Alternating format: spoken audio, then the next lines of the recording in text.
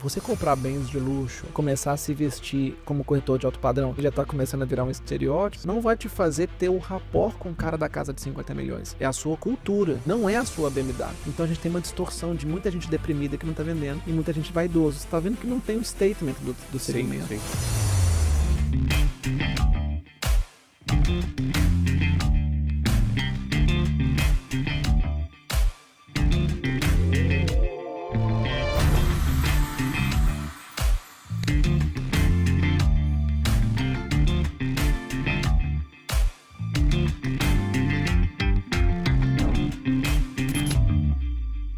Muito bem, pessoal, está começando mais um Segredos Imobiliários aqui na DWV. Eu sou o Roberto, sempre apresentando esse programa de entrevistas sensacional com a minha parceira de bancada, a Natália Bandeira. Exato. Beleza?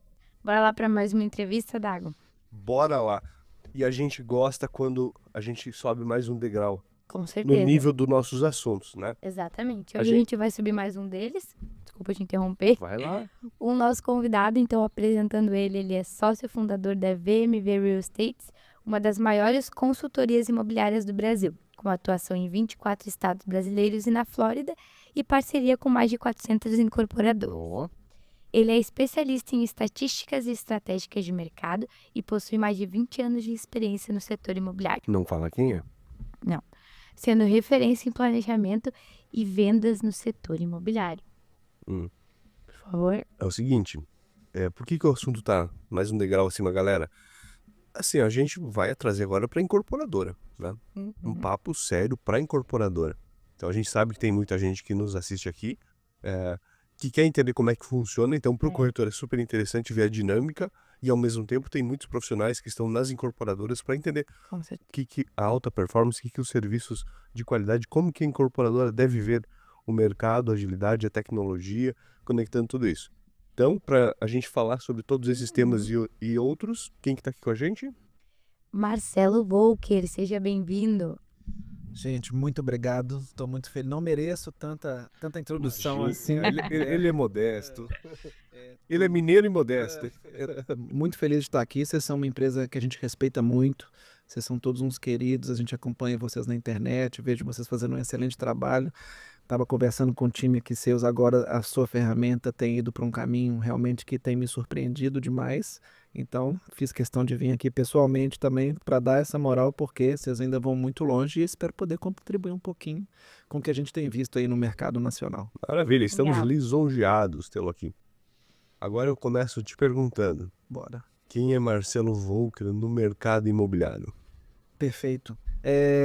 A gente também tá falando sobre isso. A gente começou a focar mesmo no mercado imobiliário tem mais ou menos uns 10 anos. A gente tinha outras operações com varejo, com telecom. Meu sócio foi gerente nacional de empresa de telecom durante muitos anos também. Só que a gente começou a ver, até muito próximo do início também, da época da DWV também, que a gente acompanhou desde o início, a gente começou a ver que o nosso mercado era muito carente. Vocês podem ver que, 9 anos atrás, o mercado da incorporadora não tinha CRM direito, Não não tinha, tinha cara. dado, não tinha nada. Então a gente começou a pegar o know-how que a gente tinha de varejo e começou a chegar no mercado imobiliário e falou assim, cara, não tem nada, que é mato alto, Uhum. e vamos começar do zero. Então a VMV veio com essa cultura, que no resumo é uma cultura de outros mercados, que é o data-driven, é o conhecimento estatístico. Então o que eu sempre falo, e a Thaís, que está aqui também, nossa rede comercial, ela está aqui, ela não deve estar aguentando mais esse discurso que eu falo a mesma coisa todo dia, é porque assim, cara, há 10 anos atrás a gente não sabia nada. A gente fazia um lançamento imobiliário com panfleto, com outdoor e mais nada, só que hoje nós temos informação. Aí se você vai chegar para um cara de um supermercado, de uma padaria não, mas um supermercado de um varejista maior, há 10, 15 anos ele já usa a ferramenta, ele já estuda o mercado, ele já sabe a velocidade de venda, ele já sabe liquidez. Aí você chega hoje para uma incorporadora, às vezes que está começando, em 2025 você fala assim, cara, você vai construir esse prédio, como é que é a sua visibilidade, a sua viabilidade, o seu dinheiro no tempo, qual que é a sua TIR? o cara já dá uma rateada sobre esse assunto. Ou seja, o nosso mercado ainda tem muito para crescer e já introduz o seguinte, a construção civil é o segundo mercado mais atrasado do mundo, ele só perde para pesca. Você tá brincando. Pra pesca? Ele só perde para pesca, é o segundo Caramba. mais atrasado em termos de aplicação de metodologia e tecnologia no processo. Ele é artesanal. E isso é muito bom também, gente, porque temos um lado positivo. Eu falo muito, né? Se deixar, você não pergunta Cara, a nada, gente né? quer te ouvir. Desce a letra. A gente tem uma margem que pode chegar até 40%. Então, assim, o nosso setor, eu acredito que é um que tem mais margem, tem um outro tipo lançamento digital, tem muita margem também às vezes, só que é o seguinte, o nosso setor, ele aguenta muito desaforo. Tem muita gente mais técnico no mercado que fala assim, cara, tem alguns mercados que aceitam desaforo, alguns não. O mercado imobiliário aceita desaforo. Então, se você errar muito, você ainda ganha dinheiro no final. Por que ele aceita desaforo, Marcião? É porque o delta entre a construção e o preço de venda, a construção normalmente é 50%. Vai ali entre 45% e 55% o custo da construção, o tijolo ali, o prédio acabado. Ou seja, eu posso errar uns 40, 50%. A margem é enorme. Né? A margem é muito grande. Então, o que acontece? A gente, ao longo do tempo, por mais que essa margem tenha sido comprimida ao longo do tempo pela competição, pela questão de custos da construção, os outros 50% que não é a obra é marketing, é pós-venda. São coisas mais ou menos acessórias, entendeu? São coisas que a gente consegue maleabilizar, porque tijolo você não consegue. Exato. Então é o seguinte, se o cara faz um empréstimo hoje, igual, por exemplo, na hora que a gente fala de viabilidade, a gente fala muito de venda, mas se o produto é viável, a venda vai acontecer. Se o produto é ruim, foi mal encaixado, a metragem errada, ele não vai acontecer. Então você pode ter a melhor equipe do mundo, que eu acho que isso é uma coisa... que eu até vou falar pro final, vou deixar pro final. Mas tem algumas coisas, tem umas coisas que são muito importantes para a equipe perceber. A liquidez do produto, ela vem lá da originação, não vem só da venda. Né? Então a gente tem discutido muito isso e trazido para o mercado a visão dos números do negócio. Falar assim, cara, tem como eu traduzir todas as minhas ações em números. Tem como eu traduzir, igual, por exemplo, o cara quer vender um produto de 200 unidades e fala assim, ó, quantas imobiliárias conectadas você tem? Uma imobiliária com 5 corretores. Fala, mas cada corretor vai vender 40? Tipo assim, entendeu? Então são pensamentos simples que a gente não faz. Tá? Já teve várias vezes que a gente chegou, e é o número que a gente fala, tá? Índice de produtividade de corretor. A gente também traz para o mercado muitos números, e números que as pessoas não discutem muito. Por exemplo, o índice de produtividade de um corretor médio de alto padrão no Brasil são 15 milhões ano. Médio. Um cara bom, um cara meio mais fraco, ele vai no 9, 10. E quando eu estou falando isso, usando o dado, vocês falaram que vocês têm alguns 50, 60 mil corretores na sua base, a gente também tem mais ou menos esse número. Até lembrei porque é parecido com o nosso número, porque juntando todas as incorporadoras que a gente opera hoje, dá mais ou menos isso. Então a gente vê a performance. Então quando você chega para mim e fala assim, olha, quantos corretores eu preciso para vender 500 milhões? Eu falo assim, você vai precisar em média 50 corretores focados no seu produto, vendendo exclusivamente seu produto, no mínimo, num cenário positivo ali, 35, 40, na pior das hipóteses. Aí o cara, nunca pensei nisso, porque às vezes o cara tem que vender 500 milhões e tem 5, 10 corretores à disposição dele. Igual, por exemplo, no Minha Casa Minha Vida, o número é 0,8 vendas por mês para um corretor, que aí quando é Minha Casa Minha Vida a gente faz conta por unidade, não faz conta por VGV. Aí você fala assim, cara, um corretor bom de Minha Casa Minha Vida por mês vende uma, por ano vende 12. Aí o cara vai falar assim, eu quero vender 80 unidades por mês. Quantos corretores você precisa? 80. Se você tiver 80, você vai vender, provavelmente, estatisticamente, matematicamente. Mas você vai vender com 10? Não, não vai. Você vai vender com 20? Você não vai vender. Em prática, aí, matematicamente, impossível você ter isso. Então, o nosso raciocínio, ele vai o tempo inteiro nesse caminho. Por exemplo, conversão que todo mundo que está vendo a gente sabe, tipo assim, conversão de lead em venda de uma campanha, normalmente de 100 para 1. A cada 100 leads que chega, a gente vende um imóvel do 1. Mas até hoje, 2025, muita gente não sabe dessa convenção. Ou seja, o cara vai lá e tá vendendo um alto padrão, ele vai lá, chega 10, 15 leads para ele, ele fala assim, não vendi. Ou, por exemplo, a agência chega para ele e fala assim, mas eu estou focando em lead com qualidade. É uma discussão retórica de vida. O lead é de qualidade. Fala, tá, mas a matemática me fala que é 100 para 1. A sua função é fazer um bom lead, mas a matemática me fala que é 100 para 1. Sim. Ou seja, você não consegue comprovar que o lead bom, eu vou ter uma conversão de 10 para 1. Ninguém nunca conseguiu me provar em mais de 10 anos. Então, a gente tenta todo dia. Fala, me prova. Me pega uma estatística que um lead bom vende mais do que 100 para 1. A gente tem estatística, inclusive, quando a gente foi... Pode me interromper. Não, vai falando. Deixa eu só contar esse último caso que também me trouxe bastante confiança. Quando a gente começou a entrar na Flórida lá, 1, 2 anos atrás... A gente chegou humildão, sabendo o seguinte, porque a gente fala que nosso trabalho é 95% matemático e 5% cultural. Esse 5% cultural me tira do jogo. O que é esse 5% cultural? Por exemplo, no Nordeste, se você faz um prédio virado pro oeste ou pro poente, se você faz apartamentos virados pro poente, aquilo ali vira um micro-ondas lá dentro, porque o sol é muito forte. Eu já tive a desoportunidade, a tristeza de ficar num apartamento virado pro pôr do sol, mas reto pro pôr do sol. Cara, não existe blindex aí. Não tem ar-condicionado que dá Não conta. tem nada, não tem filme que segure aquilo ali. Então, se você. Parece besteira, mas se você fizer o prédio para um lado e arredar ele um pouquinho. Arredar é mineiro, né? Você virar ele um pouquinho. Eu falo arredar também. Ah, então beleza. Então, virar um pouquinho pro lado, cara, isso pode significar o erro total da sua coisa. E a mesma coisa, por exemplo, a gente vai fazer um lançamento aqui, por exemplo, em Balneário, e falar assim: ah, não, eu vou abrir uma house de vendas e não vou trabalhar com as imobiliárias. Cara, isso é um erro grosseiro. É um erro cultural. Por exemplo, São Paulo, ele trabalha com modelo de parcerias, trabalha com modelo de house e funciona. São Paulo é muito mais híbrido, né? É muito mais híbrido, né? O São Paulo, inclusive, nós temos as estatísticas que são a média é sempre muito perigosa. A gente usa, por exemplo, a média de um produto de Minha Casa Minha Vida, na média Brasil, é vender 70% na house e 30% no canal de parcerias. Falo com muita confiança porque são números, então não são minhas opiniões. Sim. Um produto de alto padrão, na média Brasil, é 50% house e 50% canal de parcerias. Sim. Mas, por exemplo, tem algumas regiões, principalmente no sul do país, ou Fortaleza, ou Curitiba, que onde temos grandes e boas imobiliárias. Então, a gente tem que chegar na região e falar assim, olha, tem boas imobiliárias que vão trabalhar comigo, vão estar no jogo? Ótimo. Ah, não, tem uma região, uma cidade que não tem uma imobiliária bacana, vamos ter que montar house. Né? Então, essa discussão é muito interessante porque, gente, no final das contas, o custo para a incorporadora é parecido. Então, assim, todo mundo, no final das contas, prefere vender como imobiliária, entendeu? Só que aí a gente começa a trazer essas discussões. Quantos corretores tem imobiliária? Ah, eu vou fazer um lançamento de 1.000 unidades de um loteamento popular, por exemplo.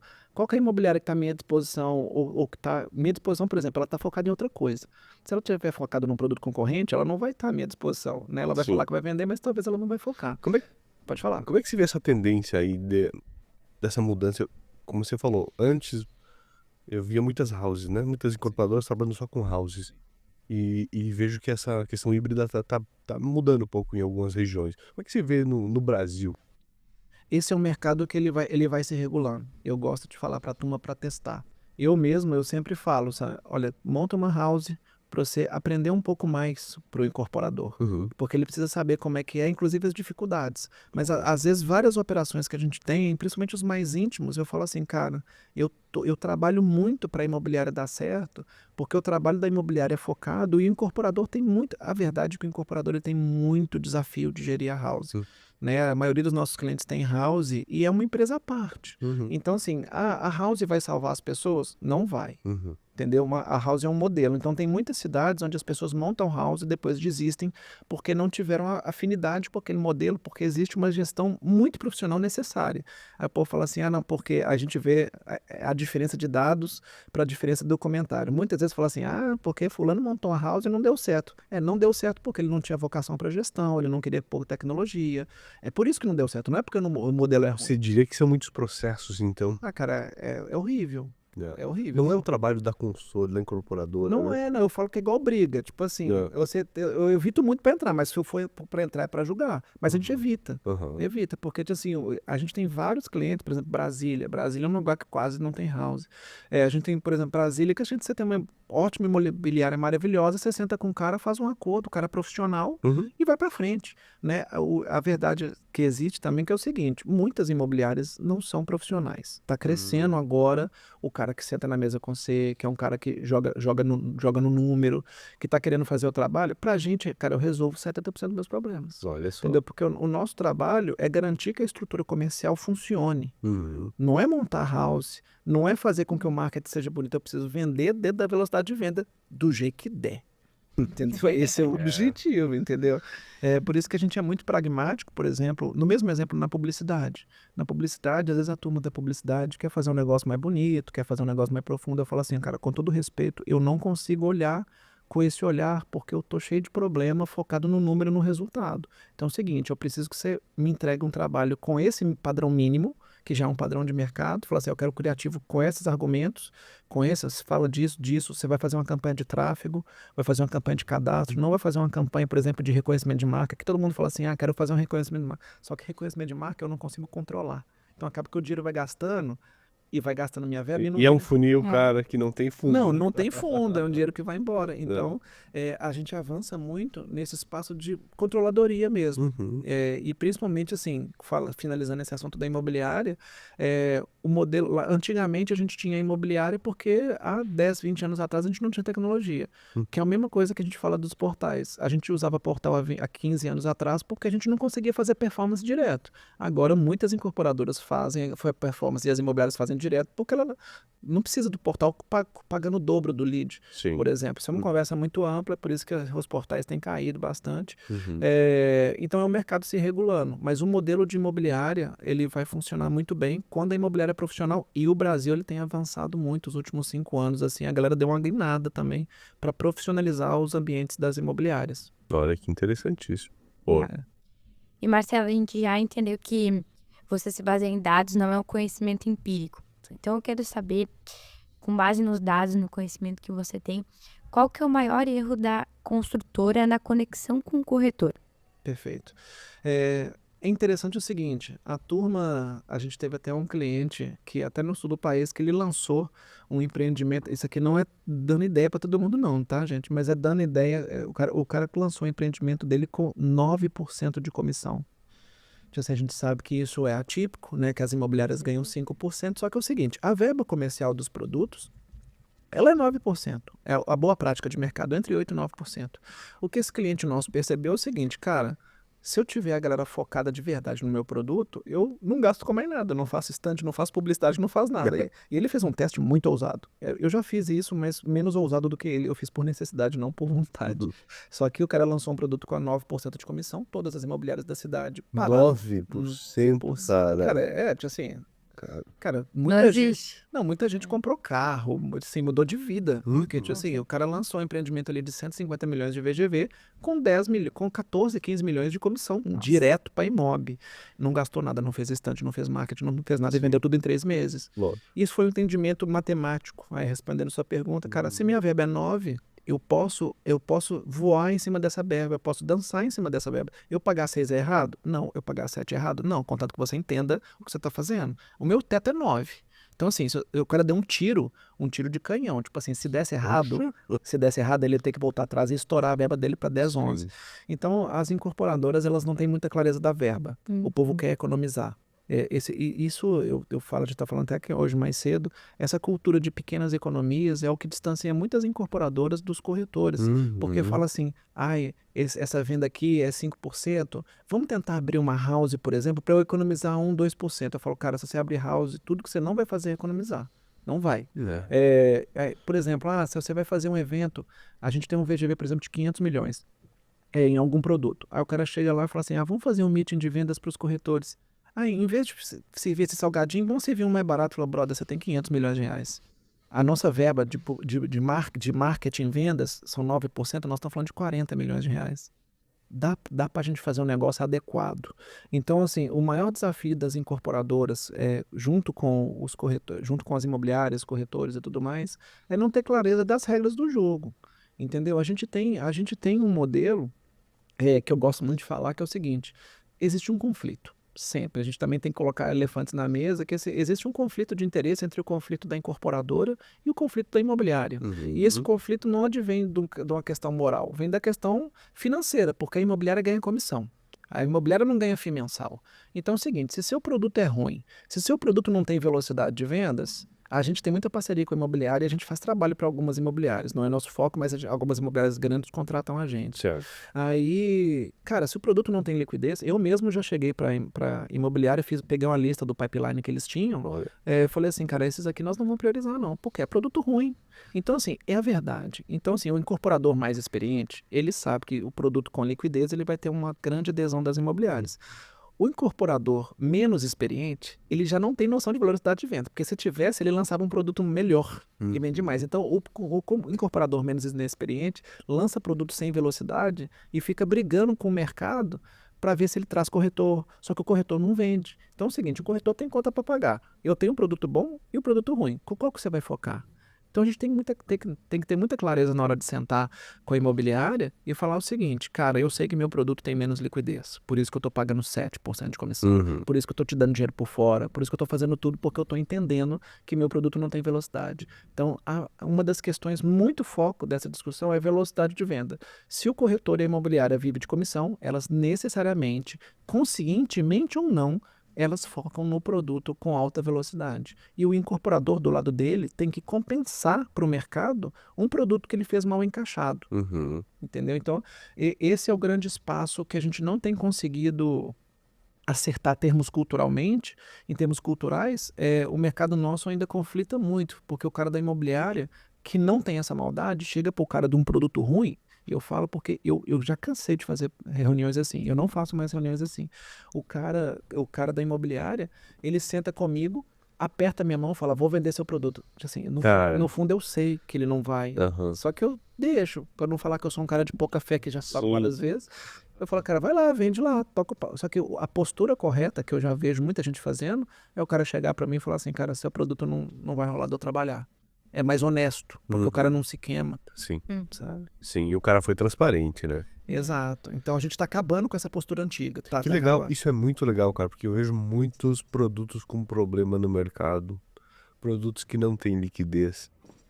E os caras, eles ficam indignados botando a culpa, né? É isso que eu tô Tudo falando. quanto é plataforma, processo, estratégia, Contratei. imobiliárias. Exato, mas é Cara. porque o incorporador, o problema ele nasce no incorporador. E é por isso que eu falo assim, não é que eu defendo o corretor, porque eu reclamo muito de imobiliária corretora o tempo inteiro, mas eu sei o jogo da honestidade. Fala assim, cara, eu tô entregando pro cara um produto porcaria. O cara não tá vendendo porque ele é ruim. Aí eu contratei uma plataforma e não vendeu. Não vendeu porque é ruim. Mas o outro lado também. Se vender, a culpa não é só dele. A culpa é de que você encaixou um produto bem feito. Então, é um trabalho de time. Essa parte de auxiliar um pouco mais o incorporador a acertar o produto, a VMV, ela participa. Exatamente. Deixa eu só antes de falar uma coisa. Antes de você entrar nessa síncope de palavras. Não, é que assim, ó, pessoal, sabe que no final a gente tem a nossa polêmica resposta, né? A gente tem uma pergunta, uma resposta que a gente espera que seja a resposta do programa, que é o segredo, na visão do Marcelo Von, que a gente faz isso sempre, só que eu tô avisando aqui, porque vai ter no final ela. E eu sei que ele já sinalizou ali que ele tem algo pra soltar. Né? Exatamente. Então eu precisava lembrá-los, tá bom? Fiquem até o final para saber o segredo do Marcelo. Mas voltando ao ponto, eu gostaria muito de entender isso que eu te perguntei, como que a VMV, ela participa, né, auxiliando o incorporador, então. A gente começou nosso trabalho aí já há 2 décadas muito olhando o marketing. Eu gosto de contar esse caso porque isso trouxe uma clareza nossa de todos os departamentos, que a gente fazia tudo, fazia book, fazia folder, fazia um lançamento e tal, a gente foi criando aprendizado, e depois a gente foi avançando. Eu gosto muito de um cliente nosso de Belo Horizonte, a gente abriu a VMV como consultoria de estruturação, porque um cliente nosso de Belo Horizonte chegou para mim e falou assim, cara, vocês estão igual o pato. Eu falei, por quê? Isso aqui me doeu, porque o cara era o meu maior cliente na época. Ele chegou assim e falou, cara, você voa, mas você voa mal. Corre, mas corre mais ou menos. Nadar, você nem corre, nadar você nem nada direito. O cara chegou pra mim, que eu era o maior, ele é o meu maior cliente. Eu falei, por que você tá falando isso? Ele, cara, você tá tentando fazer tudo, foca no que você de fato é bom. Que você é um cara bom de gestão, um cara bom de números, para de tentar fazer tudo. Eu pensei, que não tem jeito de tentar fazer tudo. Você é comercial, vendas, tudo. A gente saiu do marketing, a gente já com 15, 20 anos de marketing, fomos pro vendas. A gente ficou quase uma década agora estruturando vendas e agora a gente está olhando muito produto porque a gente começou a perceber, e que outras pessoas com mais experiência que a gente já perceberam há muito tempo, que é o seguinte, cara, tudo, a seta vai ser apontada para o sucesso e fracasso na hora de originar o produto. Um produto mal originado com corretores bons vendem? Não. Um produto ruim com ótimos corretores vendem? Não. Eu vou conseguir de forma desesperadora vender alguma coisa. Até porque o cliente está muito profissional hoje em dia, né, cara? O cliente hoje tem acesso, ele tem informação. Então, assim, quando o cliente chega para mim e fala assim, vou lançar esse empreendimento a 35 mil metros quadrados. Eu falo, baseado em quê? Muitas vezes é baseado porque ele quer. né? E esse baseado com o que ele quer, a gente não trabalha. Então, para que o nosso trabalho seja menos litigioso, a gente precisa garantir que o produto ele foi feito de acordo com o padrão do mercado. Por exemplo, eu vou lançar um produto a 30 mil metros quadrados. Baseado em quê? Tem algum produto na região do seu empreendimento que já foi comercializado nesse valor? Não. Mas meu produto é único. Aí já foi pro beleléu. Quando o cara fala, porque todo mundo é igual filho. Vocês já devem ter visto isso. O empreendimento de todos os incorporadores é lindo, é o melhor do mundo. Exceto os mais experientes que já entenderam que era commodity. Igual, por exemplo, teve um cliente, não virou cliente nosso, por causa dessa discussão que eu tive com ele. O cara chegou, era do Sul também. Ele falou assim: não, porque eu tô lançando Minha Casa Minha Vida. Eu falei: ótimo, adoro Minha Casa Minha Vida, porque é sem amor, volume de vendas, é funilzão, é tudo muito prático, sabe? Eu falo, quando a gente trabalha alto padrão, me dá preguiça, porque eu sei que eu tenho que cumprir com uma rotina muito séria de marketing, muito séria de assessoria de imprensa, dependendo também do empreendimento.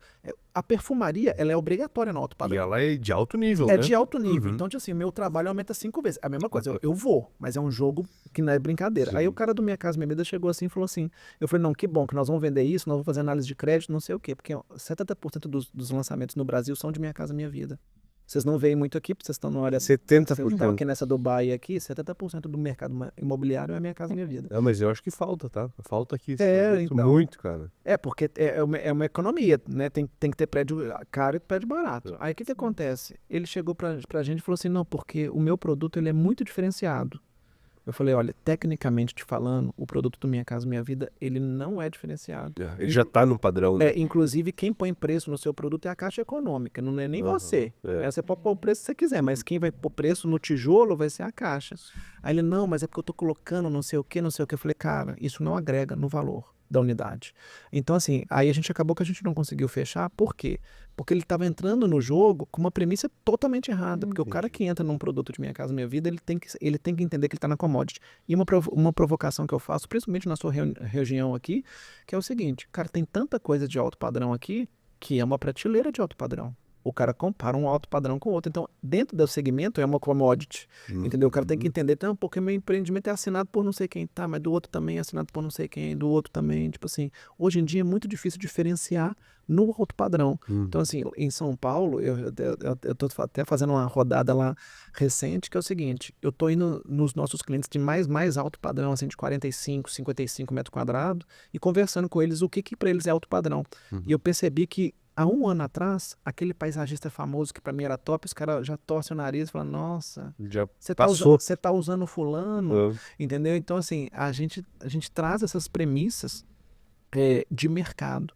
O grande desafio, quando a gente fala de um prédio, é que como ele movimenta 50, 100, 200 milhões de reais, parece que ele é especial. Em último grau, ele está dentro de um mercado consumidor. E por isso que eu volto àquele comparativo que eu falei inicialmente. O varejo, ele tem a humildade de saber que ele está embaixo do mercado. Sim, cara. Entendeu? Então o incorporador, muitas vezes, ele está tão confiante com a capacidade dele que ele não para estudar o mercado. Aí eu posso falar, a maioria, e principalmente os pequenos e os médios, não sabem o que é estudar o mercado. Então o cara lança na louca. A maioria dos empreendimentos imobiliários, a maioria mesmo, ainda é assim. Ele olha o consultor vizinho dele e duplica a ideia. É exatamente isso. É exatamente ele isso. acha que a receita do bolo tá acessível, cara. Exato. Aos olhos que ele, né? Não, isso como a gente trabalha, como a gente tem uma vertical de consultoria, pra gente é muito perigoso entrar em empreendimentos que não funcionam. Então, até hoje, a gente não teve nenhum empreendimento que deu default, que a gente fala no mercado financeiro, um empreendimento que deu pré. Então, assim, teve um caso também no Nordeste, que um cliente, eu fiquei muito compadecido, porque era um cliente pequeno, e ele não tinha caixa. Isso é um caso icônico nosso, ele não tinha caixa. Ele ia lançar um produto errado, mas errado umas 5 vezes. Se ele acertasse umas 3 vezes, ele ainda tá muito errado. Aí eu cheguei para ele e falei, cara, a gente não vai lançar de jeito nenhum. Só que o cara me contratou para lançar. Eu falei, cara, nós não vamos lançar.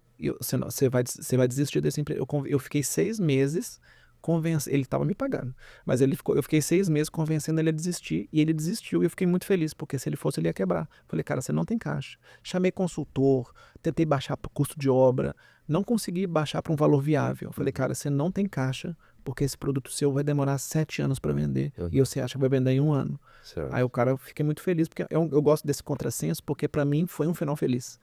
Né? Isso que é interessante. O nosso mercado também, principalmente aqui com vocês, gente, a gente tem essa mania de falar o seguinte, vendeu tudo em 3 horas, vendeu tudo em um mês. Gente, existem médias. A média Brasil não é 3 horas, não é um mês. São 15 meses, são 24 meses, dependendo do segmento do produto, né? E tá perdendo também valorização, né? Deixa o dinheiro na Ele mesa. tá queimando dinheiro, cara. Cara, mas Tá queimando na hora, né? Ele poderia rentabilizar muito mais o empreendimento, fazendo em etapas. Mas isso aí, com certeza, você é especialista. Não, mas você tá falando, porque assim, eu penso um pouco antes de falar nisso, porque o povo, mais uma vez, fala de pouca fé. Igual, por exemplo, eu tava com um cliente que ele tinha mais idade, tinha 70 anos lá. Eu fiz uma conta para ele lança muito. Ele faz 200, 300 milhões por ano de VGV. E eu mostrei para ele o seguinte, cara, ele vende tudo no mesmo dia, sempre. Isso é muito errado. Só que esse conceito de muito errado não é muito comum ainda, tá? Isso aí, poucas pessoas estão começando a falar isso agora. Só que eu mostrei para ele, falei, cara, se a gente fizer uma tabelinha progressiva e reajustar a tabela a cada 3%, assim, 20% de venda, aumentei 3%, aumentava o lucro do cara em 20 milhões. Lucro. Nossa, olha, lucro líquido. Líquido, limpo. Ele olhou para mim e falou assim, cara, mas e se em 2 meses a economia mudar? Eu falei, cara, eu tenho produto com 12 anos. Tu chegou no ponto agora que eu queria funilar essa conversa, né?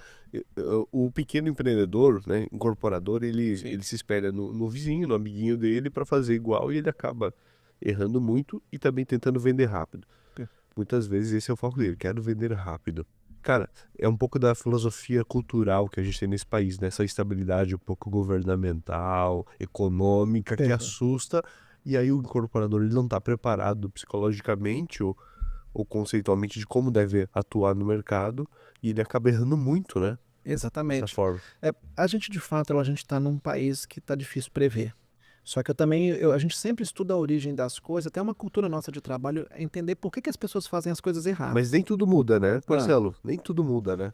Pois é, não, e tipo assim, eu também tive a humildade de entender, por exemplo, um cliente nosso, no Nordeste, ele chegou assim e falou assim, a gente fez uma programação de vendas, que era para vender um produto ali em 12 meses, que é super rápido, e ele falou assim, cara, eu preciso que venda pelo menos 30% no dia do lançamento. Eu falei, cara, a estatística me fala que isso não é possível, isso é possível, mas não é provável, tipo assim, pode acontecer, mas é uma realidade pequena. Aí eu fiquei mais uma vez naquela batalha. Eu falei, cara, vamos alongar a curva. Por quê? Vejam, toda vez o conflito de interesse, o nosso trabalho é técnico, mas por ser técnico eu tenho que quebrar os conflitos de interesse. Então acaba que eu fico 90% discutindo situações do que trazendo dados, porque eu trago um dado para convencer o cara de uma coisa diferente. Igual o cara falou assim, cara, eu preciso mesmo vender porque eu quero. Aí eu falei, não sei o que. Ele falou, cara, eu preciso começar a obra, eu não tenho dinheiro nenhum. Então, qual que é o que a gente percebeu? A cultura de vender no dia é o desespero pelo caixa. Sim. Então, assim, isso é real. É porque a gente está em muitas operações, eu sinto desespero de caixa, mas o cara que é profissional, ele tem que saber que o desenho financeiro mal feito do produto dele não pode refletir num desenho mal feito da curva de vendas. É isso que acontece. O cara entra num produto imobiliário sem o funding correto, fica fazendo a louca, tipo assim, o povo entra nos prédios sem ter dinheiro para construir. Sim. Entendeu? Acontece muito. Acontece muito. Igual, por exemplo, o plano empresário, que muitos bancos fazem, principalmente a Caixa, ela te empresta o dinheiro depois de 30% de obra. A galera lança o prédio sem ter os 30% de obra. Sim. Mas muito. O nosso mercado imobiliário ele cresceu com essa cultura. Uma matrícula em um sonho. Eu ouvi isso num podcast, é legal. Uma matrícula em um sonho. Tipo, e a galera é muito empreendedora.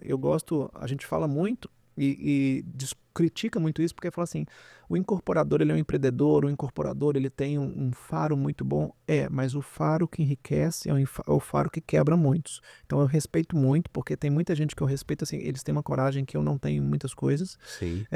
Só que a minha função como profissional é falar pro cara o seguinte, olha, existem coisas que você está fazendo que estão te levando ao risco de dar muito errado.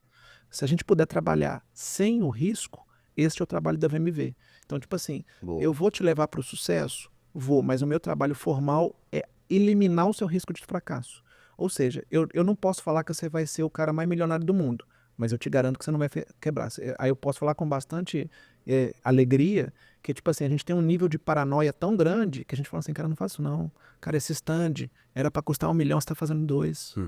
Você está gastando 1 milhão a mais, está fora do padrão. Então é mais ou menos nesse caminho. Então, para concluir essa parte do vender tudo no dia, tem um desespero para a caixa, desequilibrado, Sim. que virou uma cultura de ego. Aí só para adicionar mais um conflito de interesse. a imobiliária ganha comissão.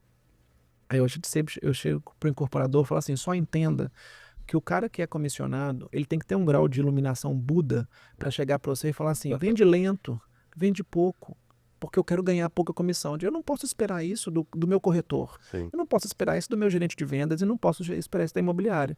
Então, muitas vezes o incorporador está muito próximo do diretor comercial, muito próximo da imobiliária e muitas vezes essa turma, por exemplo, eu sou comissionado em todas as operações e eu tenho que fazer muito, eu tenho que dar uma iluminada quando eu olho minhas contas para pagar, aí eu olho o tanto de coisa que eu tenho para vender e eu não posso pôr mais pressão do que deveria.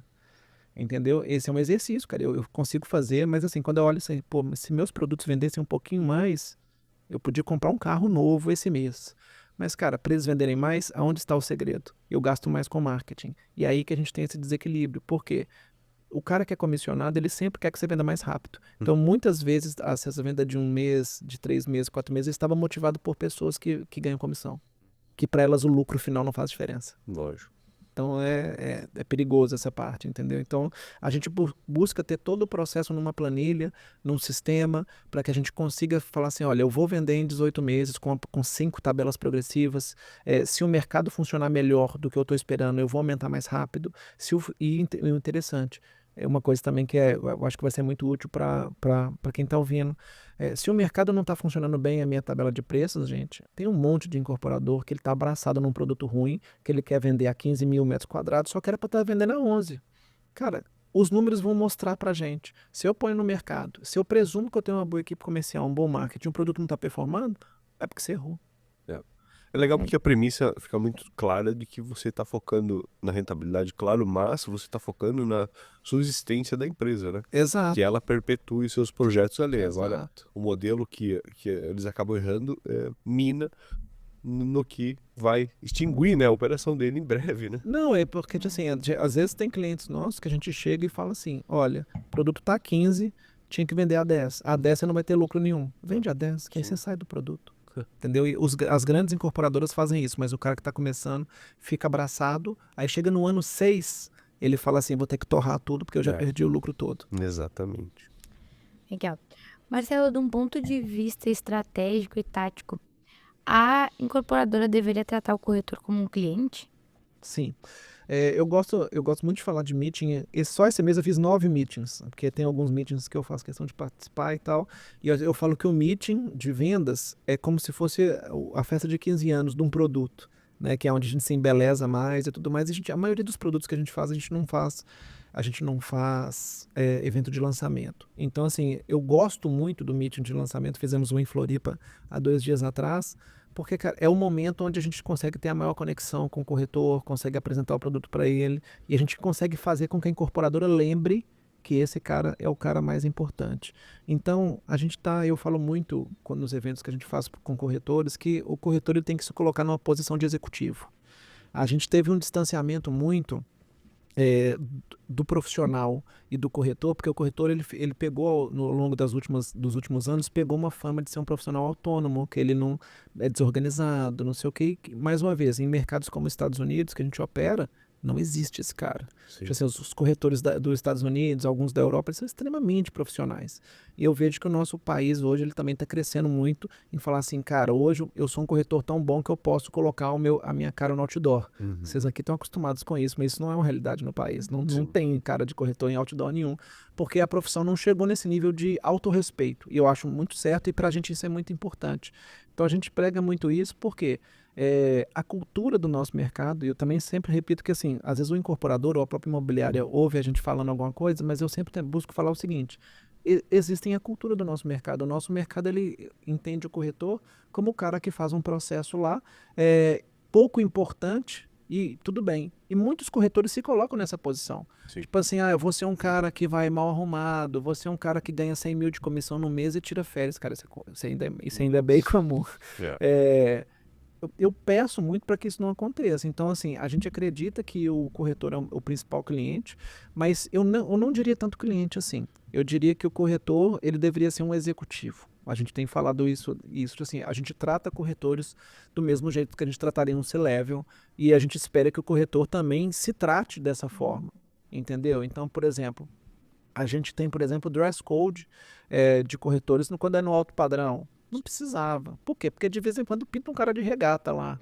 Entendeu? Então, assim, É algo básico que já era pra... dentro de uma empresa grande não pinta um cara de regata. Então você vê que existe uma falta de clareza Profissionalismo. Cara, e o corretor ganha muito dinheiro. Então, assim, eu falei anteontem, eu falei, gente, a maioria dos diretores de empresa grande, vocês todos aqui ganham mais que todo diretor que eu conheço. Pensa bem, às vezes o cara diretor fala assim, tô tirando 10 mil por mês, 8 mil por mês, 15 mil por mês. Cara, pra você tirar 15 mil por mês numa empresa, tem que estar numa empresa grande, num cargo cabuloso, cheio de responsabilidade, tendo burnout, entendeu? E Sem família, né? sem família, entendeu? Estressadão. A gente tem que valorizar muito essa profissão. E pelo menos quando a gente tá junto com o incorporador, a gente também sempre traz essa lucidez pro cara. Falou assim, cara, eles são uma peça importante, mas valorize os que se valorizam. Eu não quero ficar valorizando o corretor que não se valoriza, não. Que o cara é doidão, não tem responsabilidade. E esse cara, a gente faz uma campanha de assim, aqui é um ambiente que a gente trabalha com um cara comprometido. Tem espaço para esse cara. E esse cara vai voar longe com a gente. Então, assim, e esse cara é a prioridade. Porque é o ponto de contato nosso com o cliente, né? Sim, sim. A gente tem até a premissa do nosso programa aqui, é justamente isso, trazer os profissionais que estão entendendo esse jogo para ligar esse alerta na cabeça do corretor e ele vê o quanto que ele... Poxa, ele é um cara que lida com valores muito alto, cara. Muito altos, cara, e ele não... A imagem dele, a postura e o conhecimento, né, não condiz com essa realidade. Não condiz. Eu tenho certeza. A audiência sua aqui já é mais qualificada. Sim. Porque o cara que tá ouvindo aqui, ele é um cara que tá antenado. Tá né? antenado, tá gastando tempo, né, para aprender, tá na academia, tá fazendo alguma coisa. Só que é o seguinte, quando eu fico impressionado, porque a gente aprova as verbas, né? Eu não chego a aprovar a comissão, que a diretoria que aprova a comissão não passa por mim, mas as verbas é a gente que aprova. Teve uma vez um caso que me marca muito também, que assim, é muito comum a gente aprovar cargo de diretor comercial, porque o diretor comercial era um corretor normalmente. Virou corretor, gerente, diretor. Gerente, esse é o processo. Exato. Tem diretor comercial que o salário do cara é 120 mil, 150 mil, Sim. Entendeu? Então é um mercado que o cara ganha muito dinheiro. Então a gente acabou mais uma vez, de onde nasceu esse problema? A gente é um mercado que paga muito bem por pessoas que não têm compromisso com elas mesmas. Entendeu? E a gente está tentando mudar isso um pouco. E tem algumas coisas que a gente debate aqui que faz sentido debater para o corretor ter mais conhecimento, mas essa coisa de que o dress code tinha que ser algo intrínseco do corretor Exato. É um bem exemplo. apresentado, né? É igual, por exemplo, a gente faz, aí fica uma puxada de orelha, a gente faz reuniões com todos os departamentos das construtoras e imobiliárias. Quem que você acha que chega atrasado na reunião? Entendeu? Então, isso é real, entendeu? Aí a gente já até brinca, fala assim, cara, o dono da empresa, às vezes eu faço reunião com o cara 2, 3 vezes por semana. Entra lá, o cara tá lá 5 minutos antes de eu chegar. Aí fala assim, vem o gerente de vendas do stand tal.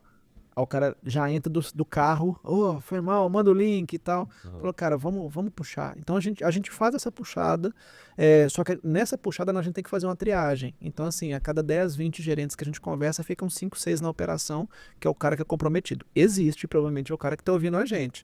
Mas é importante saber que, eu sempre falo também, esse é um mercado, cara, que o cara bom ganha muito dinheiro. O cara mais ou menos já ganha dinheiro. Então, cara, é muito fantástico. Eu sei que todo mundo fala isso, eu sei que se repete, mas assim, o nosso mercado ele é extremamente bem remunerado, principalmente por corretor. Então, fiquem nessa posição. Eu estava até promovendo uma pessoa num cliente esses dias. Eu falei assim, olha, você pode ser corretor, você pode ser analista, você pode ser gerente de vendas. Eu sei que o corretor ganha mais. Todo mundo sabe disso também, que o gerente ele ganha um pouquinho, ele ganha menos, ele tem mais responsabilidade. À medida que a gente vai crescendo na escala, a gente tem mais responsabilidade e ganha menos. O corretor ele tem uma função que é muito confortável, o nível de pressão não é grande, ele só tem que gerir a rotina dele, ele só tem que ser um profissional organizado. Qual que é o problema que a gente tem? Aí eu entro para outro problema também, que a gente tem isso muito bem definido nas incorporadoras e algumas imobiliárias, que é o plano de desenvolvimento do corretor. Aonde que mora o problema? A maioria do mercado reclama do corretor, verdade. Sim. Não faz nada para ajudar. faz nada para resolver. É isso aí. Não quer dar uma mão, não quer dar um treinamento direito, fala assim, vamos fazer um treinamento na imobiliária. Cara, treinamento mequetrefe, de meia hora, PowerPointzinho, aquilo ali não é um treinamento. Então, tipo assim, nas empresas que a gente trabalha, e isso é muito difícil, não vou falar que a gente tem sucesso todas as vezes, mas a gente sempre implementa, a gente implementa um plano de desenvolvimento corporativo pro cara. A gente tem um plano, a gente tem isso pronto, isso não é blefe, eu posso mostrar para vocês depois, mas a gente tem um mapeamento das competências que ele tem. A gente começa a avaliar ele vendendo, e se ele não bate meta, a gente faz um plano. Isso a gente também faz, outras grandes incorporadoras fazem isso também, tá? A gente avalia por que ele não bateu a meta. Então, por exemplo, você não bateu a meta porque você não está fazendo a negociação direito, então vamos avançar na negociação. Você não bateu a meta porque a sua gestão de CRM, a gente sabe, não está muito bem feita. Então, a gente mapeia as competências desse cara, e as competências que ele não está bem, a gente faz um plano específico para esse cara, e é responsabilidade do gerente trabalhar isso. Qual que é o delta que a gente está tendo nesse mercado? Como ele é um mercado que tem muito dinheiro e que as pessoas ganham dinheiro sem ter que fazer isso, é meio que na empurrada. Porque o cara tá pensando, pô, tem 20 anos que eu tô ganhando dinheiro sem ter que ter esse negócio de provinha, esse negócio de... Só que o mundo não para, meu Cara, amigo. é isso. Então, assim, eu fico feliz em falar o seguinte, cara, tem muita gente, tanto no alto padrão quanto no econômico, empresas médias e grandes, que falaram assim, cara, eu quero ter uma equipe de vendas imobiliárias, por exemplo, cara, direto chega imobiliária pra gente e fala assim, cara, quero contratar seu dashboard. Eu nem vendo dashboard, então não tô fazendo jabá aqui, não precisa chamar, porque o negócio custa caro, dá mó trabalho pra gente. Só o nosso papo já tá sendo uma entrega, né? Não que isso, não, mas é porque chega a imobiliária e fala assim, cara, eu quero o seu dashboard e tô a fim de pagar caro pra ter um dashboard padrão incorporador. Eu falei, pô, imobiliária, entendeu? Então, assim, tá rolando muito isso nos últimos anos, de uma galera querendo ter altíssima performance e técnica, sem ser, porque a gente veio de uma cultura onde a imobiliária quer chegar assim e falar assim, eu vou pôr 30 corretores e vou vender.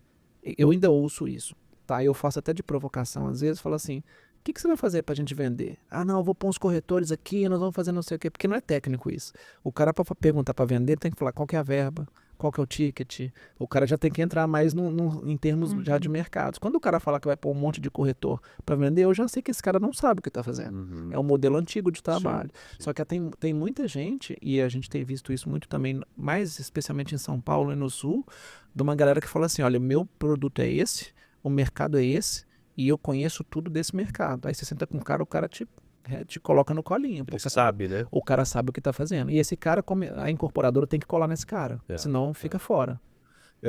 Corretor que nos assiste, o profissional de incorporadora, ele sabe que esse programa tá falando diretamente com vocês. Se vocês estão assistindo é porque vocês se conectaram e entendem o processo do que a gente está abordando aqui, né? Então fica aqui a nossa dica para compartilhar com aquele corretor que está ainda correndo um pouco mais, buscando, né, um aprimoramento, um entendimento desse mercado. Indica para ele e também se inscreve no nosso canal, né? Porque grande parte do nosso público que nos assiste não está inscrito no canal. Então, para receber sempre esse lembrete do YouTube, por favor, se inscreva, compartilhe, ajuda a gente, porque esse é o argumento que a gente faz para convencer pessoas como o Marcelo a virem aqui, né? Para bater esse papo. Mas dito isso, seguimos então e eu pergunto para o Marcelo. Marcelo, como que a incorporadora pode trabalhar melhor, aprimorar o gerente de vendas que muitas vezes vem de um trabalho de corretagem, ele não entendeu ainda como que ele deveria, porque precisa de uma grande adaptação, na verdade, para ele estar do outro lado da mesa, né? Como que a incorporadora pode direcionar esse profissional? Perfeito. Essa é boa pergunta. Tava lembrado dela não. Aí é porque é o seguinte. Essa foi improvisa, porque a gente acabou entrando nos assuntos, seu assunto é vasto, né? Então a gente vai... fiquei até mais alegre, que aí me obriga a forçar a cachola aqui um pouco. A questão é o seguinte, toda palestra que a gente faz, tem um gráfico lá que eu falo, aquele número que eu falei para vocês, um corretor médio de econômico, ele vende 0,8. Isso é a média das principais houses imobiliárias do país. A gente começou a testar tem 5 anos o modelo CLT. Esse modelo aqui é legal, que é polêmicaço. Agora a audiência aumenta na hora que tiver isso, que é o seguinte. Fato concreto. Mais uma vez, logicamente, por não ser perfeito, um monte de coisa que eu falo com vocês vem da minha crença, mas todo dia eu tento desmistificar as coisas que a gente pensa. A gente começou a contratar gente que não sabia nada do mercado. Tanto no alto padrão quanto no baixo. Eu posso falar assim, esse negócio de CLT é de minha casa, minha vida. Não. A gente tem casos e a gente é parceiro de empresas em São Paulo, nesse caso é São Paulo, que para vender alto padrão o cara contrata o publicitário. Para vender alto padrão o cara contrata o executivo. Por quê? Eu tô vendendo uma casa de 50 milhões, velho. Cara, não dá, entendeu? Tem que ter conhecimento prévio. Então o cara para ser corretor de alto padrão, não dá para falar assim, eu sou um corretor de alto padrão e eu vou comprar uma BMW, porque agora meio que virou zoeira, cara. Já ouvi falar que BMW virou carro de corretor de alto padrão. Só que é o seguinte, você você comprar bens de luxo e começar a se vestir como corretor de alto padrão, que também já está começando a virar um estereótipo, não vai te fazer ter o rapport com o cara da casa de 50 milhões. É a sua cultura, não é a sua BMW. Entendeu? Então é o seguinte, a gente, só voltando aqui para a produtividade, que é o seguinte, que eu já enveredei para outro assunto, mas a questão é a seguinte, a gente começou a contratar um monte de gente CLT, necessariamente não corretor. A brincadeira que a gente faz, e é uma provocação, e eu faço questão de todo lugar que eu vou, eu falo isso, muitas vagas que a gente faz, a gente fala que a premissa é não ser corretor. Por quê? Porque eu tenho uma operação limpa de crença. Porque se o cara vem com corretor, ele vem com algumas coisas boas, que ele sabe do negócio, mas ele vem com uma carga grande de Gabriela. Cara, É assim. Não tem como desfacelar essa carga? Não tem, cara. Olha Que ponto importante para os Que corretores ponto importante. estarem atentos. Não, é uma provocação, porque essas pessoas que a gente contrata, elas produzem mais sempre. Olha só. Sempre. Nossa. Então, assim, a gente pega um corretor padrão que vende 10 milhões por ano, você tira um cara de uma outra profissão, não é executivo não, uma outra profissão que o cara para tirar 10 milhões por ano, o cara tem que ralar, vender 10 milhões, né? O cara ganha 2, 3% disso, corretor. Mas para vender 10 milhões e ganhar ali 2, 3% disso, um cara numa empresa tem que trabalhar igual um horroroso. A vida toda.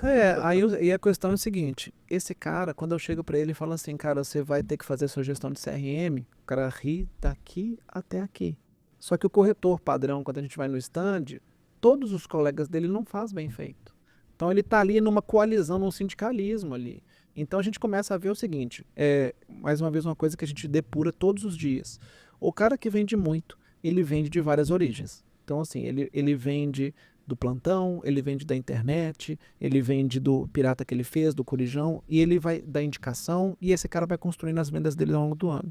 O que acontece? Aí tem o corretor que ele não tem disciplina, ele vai lá, fecha umas vendas para uns russos, lá vendeu 5 unidades, pôs muito dinheiro no bolso e ficou 8 meses sem vender mais nada. Esse cara não é profissional. E esse cara não ganha dinheiro. Aí você fala assim, o cara ganhou 200 pau numa venda. Esse cara não tem dinheiro. Porque não adianta você ficar 200 mil com uma venda e ficar mais 1 ano e meio sem vender mais nada direito. Então a gente tem muitos casos que a gente viu o corretor ficando 9 meses sem vender. Não tem um processo claro. Exato, mas o cara que tem processo, ele pode ser ruim. Com processo vende. A gente sempre muito fala, há uns 10 anos atrás, estava muito na moda para corretor PNL, não sei o que, e o povo fala assim, vou fazer curso de negociação, vou fazer... Cara, a negociação é isso aqui, ó. Sim. Cara, não é. O cara ruim de negociação, bom de CRM, vende. A cultura tá interessante, né? Porque eu nunca vi ficar tão embaixo essa questão do argumento do cara de venda. O cara bom de lábia, bom de papo. Os gatilhos. Né? Bom de falar de futebol pro cara, não sei o que, esse papo, sabe? De coisas aleatórias, né? Exatamente. O cara que domina o assunto aleatório. Exato. Nunca teve tão embaixo no meu ponto de vista. Eu sei isso. Eu fico muito feliz que isso caiu muito. Igual, por exemplo, a gente estava com uma cliente esses dias e ela era diretora da incorporadora. Ela falou, cara, fui comprar um negócio. Aí já chegou o corretor falando assim, você gosta de beach tênis? Eu gosto também. Tipo assim, velho, forçação de barra, de rapport, tipo assim. É porque assim, eu acho que, como você falou, o nosso mercado ele tem evoluído. Então, o nosso mercado há 10 anos, como não tinha técnica, número nem nada, a negociação, forçar aquela amizade, pô, você gosta de vinho, vou te dar um vinho. E eu cara, acho isso que te distancia muito, né? o consumidor num todo também já tá com um nível acima e já identifica que isso é forçado. Ele já sacou. Ele já sacou. É gostoso, mas a gente é forçado. Sim, é forçado. É forçado. Então é o seguinte, quando a gente começou, o povo dos CRMs gosta muito da gente porque a gente é assim, muito fãzão de CRM. Então a gente sabe o seguinte, a equipe não importa muito se o cara é muito bom ou muito ruim ali na negociação. Se o cara faz a gestão de CRM dele bem feito, ele tá na frente do gol. Precisa ali de um gerente ajudando, precisa de umas coisas assim na frente. Igual, por exemplo, a figura do gerente é muito importante por causa disso. E eu tô falando meio que pro gerente e pro corretor, porque na verdade a maioria dos gerentes hoje é um corretor plus. É um corretor que cresceu e foi. Então a gente tem focado muito em chegar pro gerente, e é uma provocação aqui, gente. Essa provocação é boa. O gerente, ele faz tudo, menos gerenciar.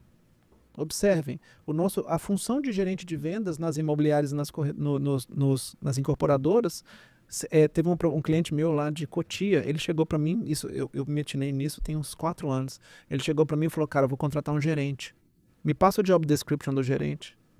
Eu olhei e falei, não tem, né? O gerente, ele meio que é responsável ali por ajudar nas vendas, mas ele não tem job description. Aí desde esse dia a gente criou um job description que é tipo assim, olha que outra provocação. Leva e traz, né? Não, cara, pensa bem, o gerente, ele tem em média, a gente já sabe que um gerente ele tem que ter no máximo 12 corretores abaixo dele. Certo. Isso são números também. Aí você vê assim, não, porque eu sou um gerente, tem 20. Tá errado. Então, mais uma vez, conflito de interesse, porque às vezes um gerente muito carniceiro que quer ganhar muito dinheiro, ele quer ter muito corretor embaixo dele. Mas em termos de gestão, as grandes consultorias já entenderam, e as grandes consultorias de outros mercados, e as nossas também, dos amigos que também trabalham nesse mercado, a gente já entendeu que um gerente ele pode chegar até 12, no máximo 15, ideal 10. 10, 12 é onde a gente gosta de trabalhar. Esse cara, ele não faz um ponto de controle com o corretor. Aí você fala assim, você é gerente, tem quantos corretores embaixo de você? 12. Me fala o nome deles. Muitos já começam a ratear porque tem muito turnover. Aí você fala o seguinte, fulana de tal, você conversou com ela pela última vez, que dia? Aí o cara faz uma força e fala, conversei semana passada. Eu falei, cara, você é gerente da mulher, você é gerente do cara, conversa 5 minutos com ele por dia, conversa uma vez a cada 2 dias com o cara. Tem gerente que nunca conversou com o corretor. E esse cara não é gerente. Então assim, vamos pensar na palavra gerente, que é o início daquela conversa. O gerente, se ele se colocar na posição de gerente, ele vai brilhar. A maioria do nosso mercado, seja dentro da incorporadora, seja dentro da imobiliária, o gerente, ele se coloca numa posição de auxiliador dos corretores. Ele ajuda a fazer mesa, dá uma cobradinha, mas são poucos. Eu sei que tem, tudo que eu falo aqui, gente, tem exceção, mas são poucos. Eu faço gestão pela regra, não pela exceção. Então, exatamente. Eu sei que tem exceções, só que poucos chegam assim e falam assim, chega, gerente, como é que tá a sua operação? O cara fala, conversei com fulano, funil de tanto tá ruim, já sentei com fulano, falei que os leads deles não estão legais, já percebi que fulano tá com dificuldade aqui na hora de fazer o fechamento, mas aí eu já ajudei ele, não sei o quê. Esse cara já é um cara que ganha 50 mil, 100 mil mês normal. Ele participa, né, do processo. Então é isso, a formação do gerente vem da imobiliária e da incorporadora saber o que é um gerente, porque no nosso mercado ninguém sabe. Né, essa função, esse cargo de gerente, igual um gerente de banco, todo mundo sabe o que o gerente faz. Um gerente de imobiliária de incorporadora é um cara que tem corretores embaixo, mas que o nosso mercado todo não tem discutido qual que é a rotina mais eficiente de trabalho. E por isso que a gente volta também, porque a gente tem muito dados e gestão. Então eu não posso deixar um cara solto na operação, porque eu sou cobrado para organizar a operação. Então a gente não é uma empresa de vendas.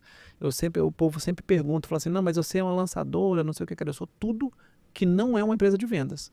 A gente estrutura as incorporadoras para elas venderem.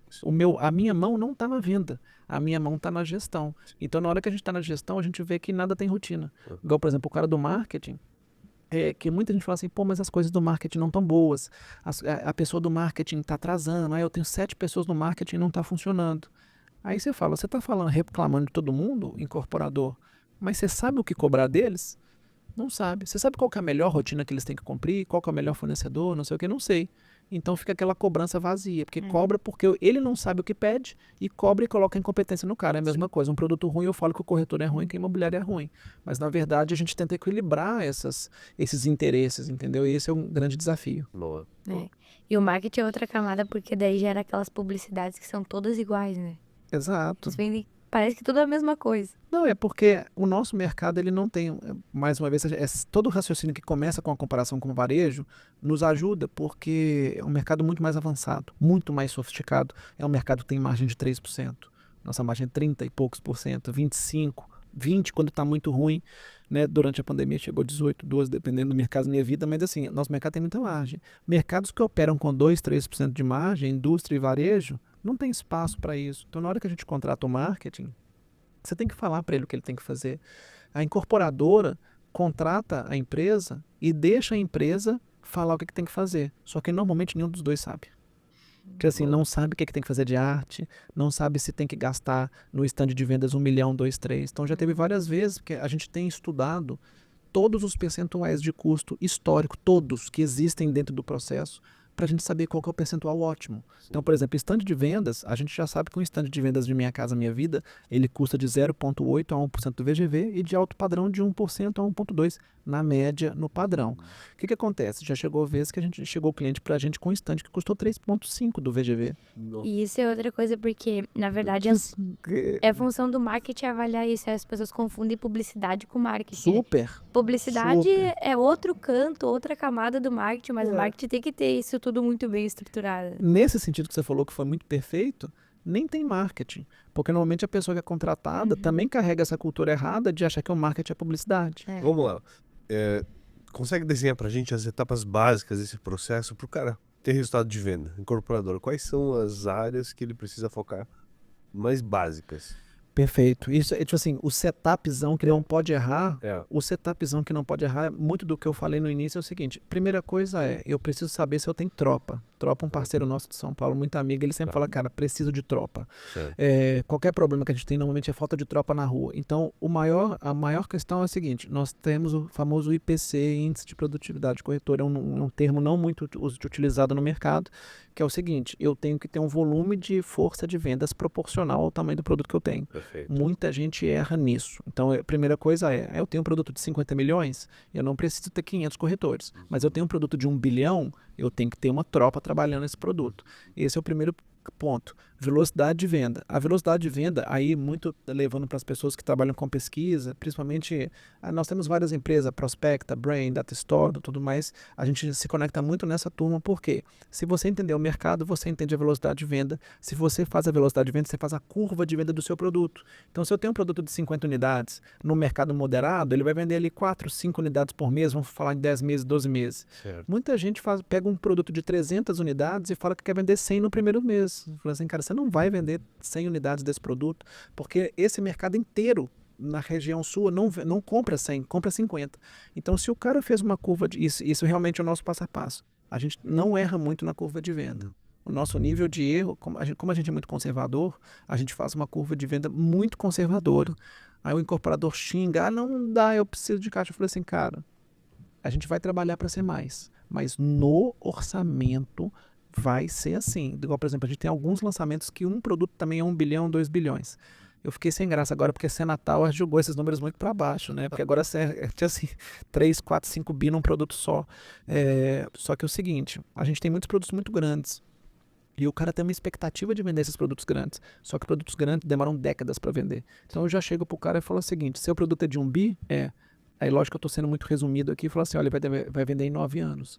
Ah, por que não? Sabe por que você está falando por que não? Porque você não tem o histórico que a gente tem do monte de cliente que está com um produto igual ao seu com 12 anos. Só que os caras não chegam no boteco e falam assim, olha, eu estou com um produto de 12 anos, porque isso não é legal de compartilhar. Então, são coisas que... Tem muitas verdades, gente, que o incorporador... Essa não é falada, né, Marcelo? Muitas verdades que o incorporador, principalmente o incorporador, porque a imobiliária é mais público, o incorporador põe debaixo do pano. Sim. Aí, acertou a curva de venda, acertou a forma de venda, e você depois acertou quanto que você vai gastar em marketing, cara, esses 3 itens, quase todo mundo erra. Por quê? Vamos supor, eu tenho 2% para gastar de marketing, 2 a 3 e 1% de mídia.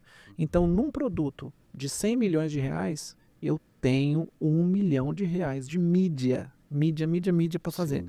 Aí você chega pro cara e fala assim, cara, seu prédio de 100 milhões, que nem é tão grande, é 1 milhão de publicidade. Aí o cara, que isso? Eu falei, cara, vamos aceitar, porque eu vou começar a gastar, porque eu preciso gastar para vender. Ah, não, mas vamos fazer um impulsionamento aqui de 300 reais. Isso é real. Isso é real. O cara te fala assim, não, 300 reais. Aí, mina o trabalho do corretor, mina o trabalho do gerente, queima o filme do produto, que vira um produto micado, simplesmente pelo fato de que ele pôs 300 reais e não 20 mil.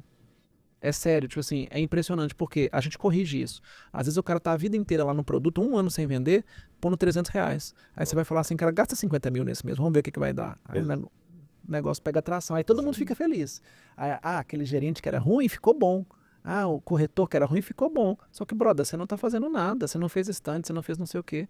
Então, a curva de venda, a equipe comercial correta, a equipe de vendas correta e o investimento de marketing que não falha, é 1%, 2%. Faz direito que se o seu produto for mais ou menos bem encaixado, dá certo. Um produto hoje, para não vender, é só para concluir, igual eu falei, uma vez na vida só que eu pedi para não lançar. A maioria dos produtos, ainda que meio mal encaixado, mal ou bem vende. O cara não está vendendo nada, é importante para quem está ouvindo, eu sei também, se você for corretor, falar com o diretor da incorporadora, cara, se o produto não está vendendo nada, é porque tem alguma coisa mas muito errado, porque o nosso mercado ele consome bem, ele consome um pouco mais rápido, um pouco mais lento, um pouco mais caro, um pouco mais barato, mas vai. Para ter uma dificuldade de venda, é porque tem que ter umas meia dúzia de erro muito grosseiro, que a gente consegue nesse checklist já ver. Não só um, né? Uma meia dúzia. E antes da gente continuar com esse podcast, corretor, eu quero te falar sobre o clube muito especial que está gerando muito resultado para vários corretores do Brasil inteiro. Já ouviu falar do Clube Premium da DWV? São 4 grandes vantagens que vão alavancar suas vendas e o seu conhecimento. Vamos lá, vantagem número 1. Você vai poder ter acesso exclusivo aos dados do seu mercado imobiliário. Por exemplo, aqui eu estou em Itapema, eu consigo ver a quantidade de imóveis que tem em estoque, a quantidade vendida, a quantidade de unidades que tem à venda. Consigo ver também o valor médio por metro quadrado, quanto que cada bairro vende, qual tipo de produto que mais está tracionando. Vantagem de número 2. Você vai ter acesso a news da DWV. Todos os meses a gente manda para você informações importantes sobre o mercado imobiliário diretamente no seu e-mail, onde você vai saber o que está acontecendo não somente na sua região, mas também no Brasil. São vários conteúdos exclusivos feitos somente para quem é assinante do Clube Premium da DWV. Vantagem de número 3.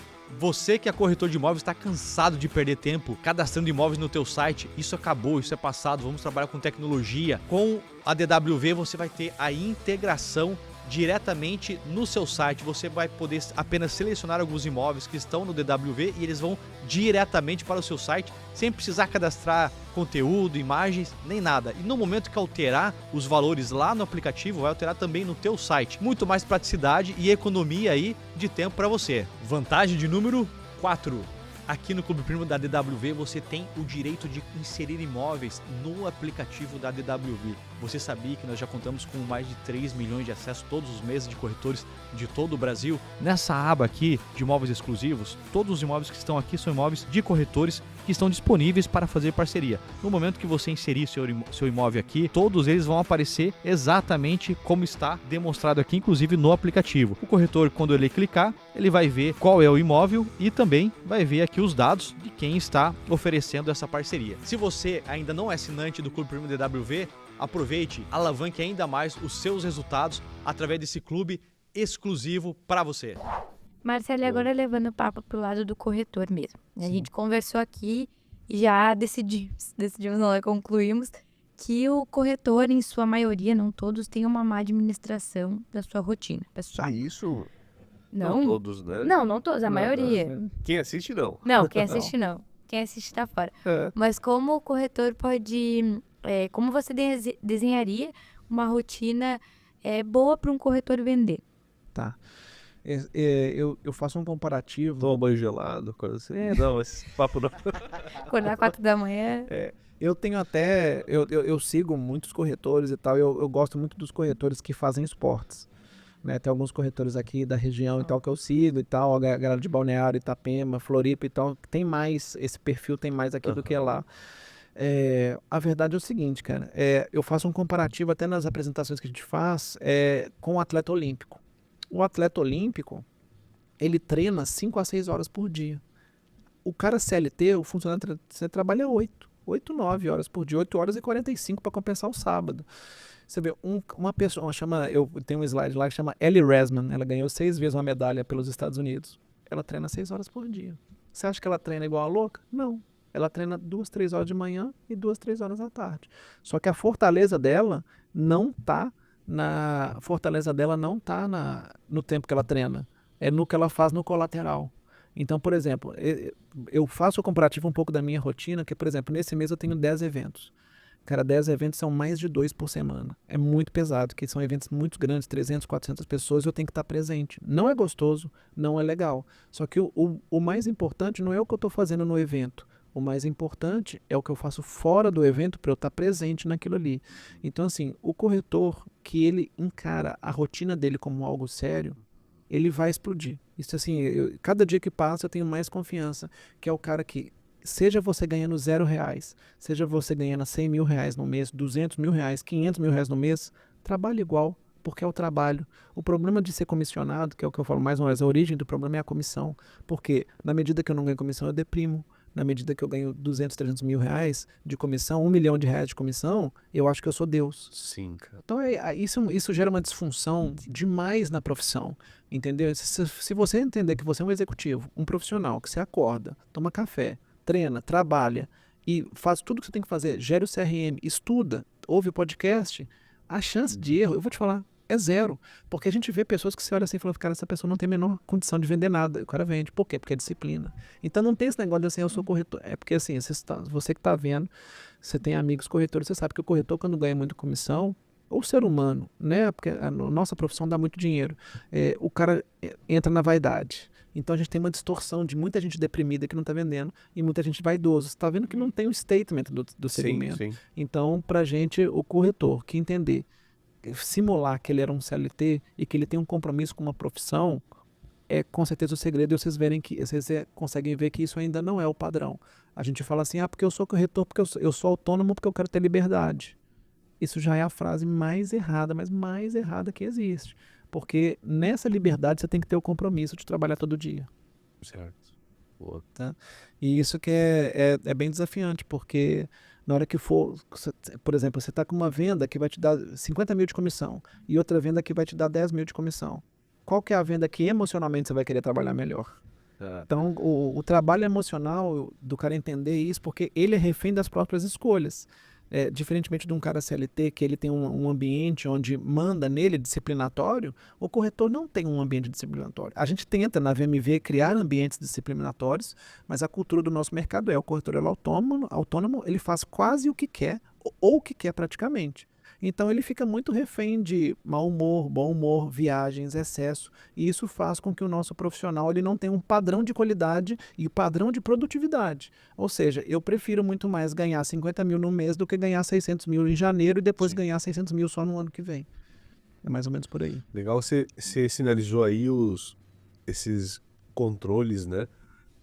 De processos dos corretores que a VMV trabalha também, né? Perfeito. Como é que são, de forma clara, bem objetiva, para o corretor pescar aí? Legal. É fácil de responder, que é o seguinte, gente. Toda reunião que eu faço com a equipe de vendas, até para facilitar a minha vida, eu não faço muitas reuniões, mas as que eu fazia e que a nossa equipe faz, é o seguinte. Você chega na reunião e fala assim, você tem lead vencido? Tem. Então acabou a reunião. Então, tipo assim, porque assim, os CRMs de venda, eles foram criados baseado em duas coisas. Vencimentos e tarefas. E não é só do mercado imobiliário. Pipedrive, Salesforce, esse povo todo, os grandes do mundo, HubSpot, todos, o CRM ele foi criado por eventos. Sim. Né? Eu tenho que ter eventos lá dentro e é obrigatoriedade de cumprir algumas tarefas. Praticamente 100% das reuniões que a gente faz eu lembro que um amigo meu de Belo Horizonte, ele chegou para mim e falou assim, cara, todos os meus corretores estão operando com 100% do CRM, não tem tarefa vencida, não tem lead vencida. Eu falei, não, tá mentindo. Ei, vambora. Ele falou, não, eu vou abrir o CRM e vou te mostrar. O cara entrou no CRM e mostrou. Então, de forma muito foi a única vez na minha vida que eu entrei num CRM que estava 100% preenchido, 100% atualizado. Caramba. Então é o seguinte, você corretor, você gerente. Nós já sabemos há décadas que a origem da venda é a gestão de carteira. E o medidor da gestão de carteira é lead vencido e lead sem tarefa. Se a gente entender que eu tenho que cumprir uma tarefa com lead de alto padrão a cada 15 dias, 30 dias e de um Minha Casa Minha Vida a cada 2, 3 dias, isso foi discutido. Faz isso que vai vender. O que acontece é o seguinte, a gente conversa com o corretor ou conversa com o gerente, eu entro na base do cara, 30% dos leads estão desatualizados. Ou seja, ele não está fazendo o trabalho. Então eu posso resumir, e de fato a gente faz isso no nosso dashboard, tem um monte de número. Mas tem 2 númerozinhos no cantinho que é leads vencidos, tantos por cento, leads sem tarefa, tantos por cento. Até uns 10, 15% a gente faz uma vista grossa, porque o humano é isso aí mesmo. Sim. Mas quando você chega no CRM do cara, 30% dos Aí é crítico. É crítico, o cara não vai vender e o cara está gastando dinheiro. E outro número também, a gente já fez comparativos de bases grandes versus bases pequenas. Ou seja, o corretor, que é a draga de lead, vocês já devem ter ouvido esse termo, que o melhor lead é o próximo. O corretor, que é a draga de lead, ele historicamente vende menos do que o cara que tem pouco lead. Tá brincando. Então é interessante, a gente sempre traz um comparativo de um corretor que tem 60 leads na base versus outro que tem 500. Porque o cara que tem 60, ele descarta o lead que está fora da jornada mesmo e fica com 60 ali segurando ele. O cara que tem 500, ele não segura ninguém. Ele fica ali, ele fica dando ping em todo mundo, Entendi. mas não cria relacionamento. É muito superficial, né? E qual que é o nosso aprendizado? A gente não inventa tudo, a gente inventa ali talvez 20%, 30%. O nosso aprendizado é olhando o que deu certo nas empresas. Então, por exemplo, teve uma vez que um gestor de um cliente nosso falou assim, cara, eu limito, aí eu trouxe isso para a nossa operação. Ele chegou assim, eu limito a base dos meus corretores a 150.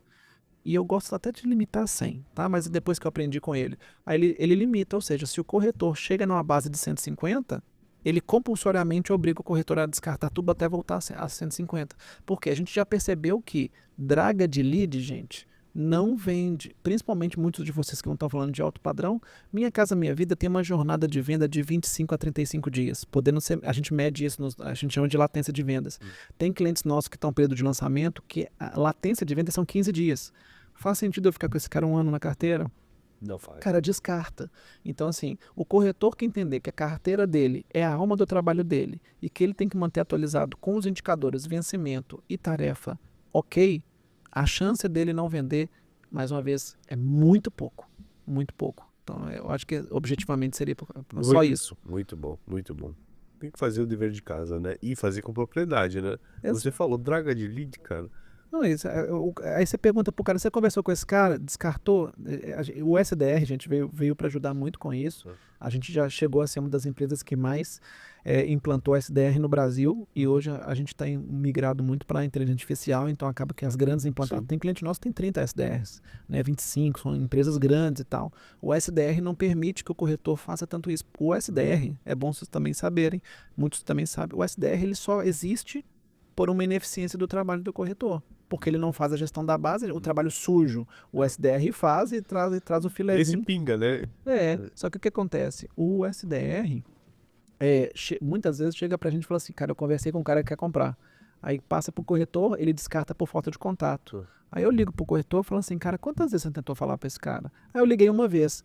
Pô, descartar uma vez é sacanagem, entendeu? Pô, ele então, podia estar no médico, cara, exato, né? exato. Então, assim, a tecnologia de 10 anos para cá nos trouxe muito mais visão para o processo. Então, todo mundo fala assim, não, tem iniciativas hoje de inteligência artificial que tentam fazer o trabalho do corretor. Né? As pessoas não estão falando isso, mas de vez em quando já está pingando isso aí. Eu não acredito nisso.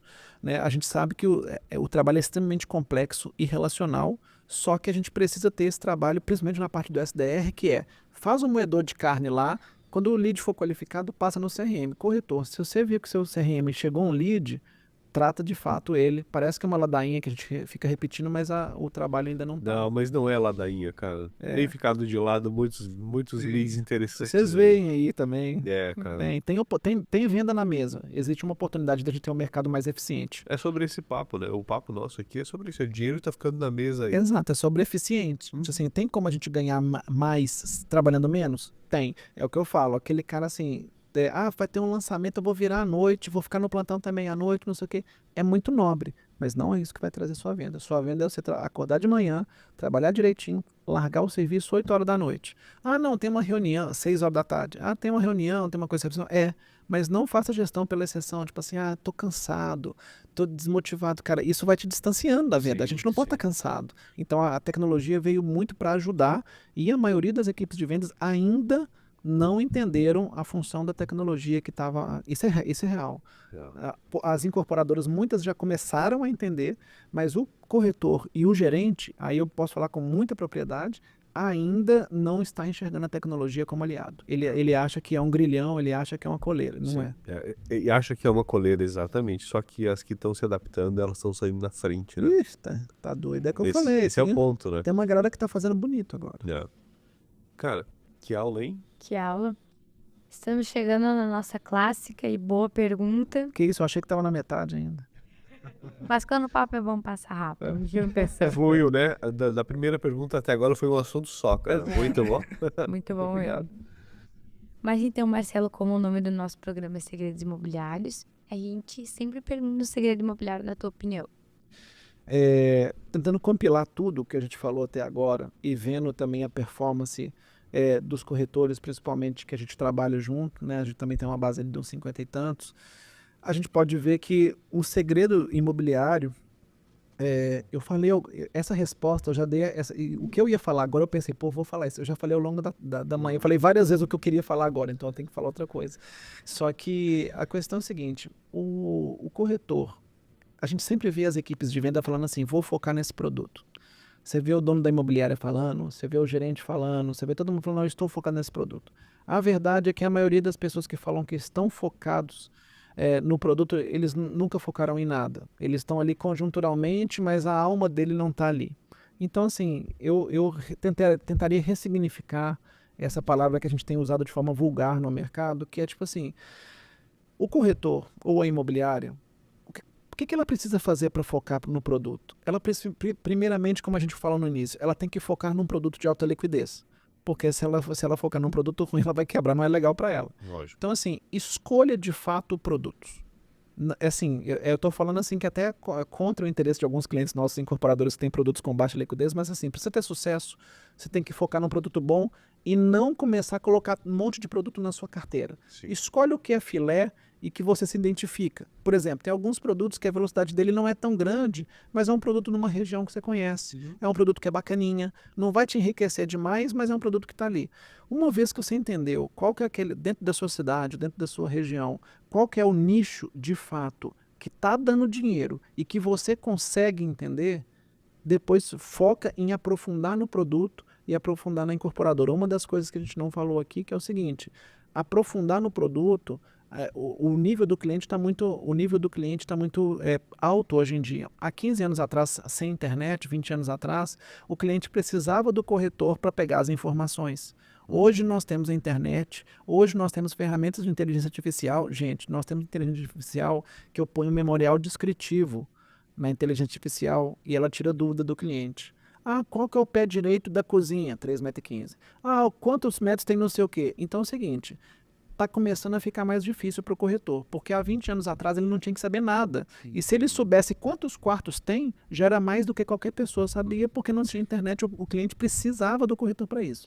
Com a internet, o cliente já não precisa de quase mais nada em termos de informação, porque a maioria dos clientes sabe mais do que o corretor. Porque o cliente ele aprofundou naquele produto, estudou profundo e ele chega para o corretor para tirar dúvida. O corretor que não está focado sabe um pouquinho de todo mundo.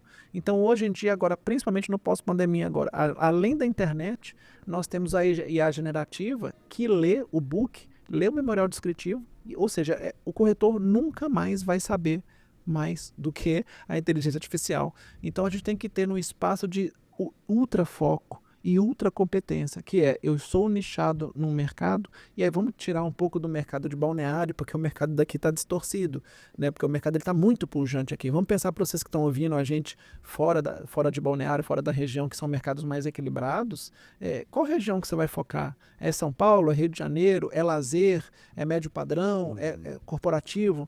Depois que você focar nesse produto, de fato, estude o mercado, de fato, estude os concorrentes, porque a gente é um mercado de fazer as coisas pelas metades. O cara não é nem focado e ele nem estuda. Quando você pergunta para ele assim, qual que é o valor do metro quadrado do concorrente? Ele não sabe porque ele está vendendo esse, ele não está vendendo o outro. Então, é uma dica e é uma coisa que eu acho que sensibiliza muito o cliente. E eu gosto de, assim, quando eu simulo negociações, eu gosto de ser o cara francão, o cara sincerão. Eu falo assim, olha, um metro quadrado desse aqui é 18.600. Ele é mais caro que esse, é mais caro que esse. Mas eu acho que é justificado, por quê? Porque eu tenho esse atributo A, B e C. Se você quiser, inclusive, ó, aqui está o endereço, aqui está meu chegado, que é corretor ali, se rolar até, se você quiser comprar do outro, rola um 50, e vai lá. Você pode ver que a gente não tem esse nível de profissional. Sim. Então, quando a gente conseguir focar e entender que a gente é aquele executivo, por exemplo, tenho uma corretora que chama Alemanha, ela Van Stolf, eu acho que é o nome dela, ela é a maior corretora do Parque Global lá de São Paulo.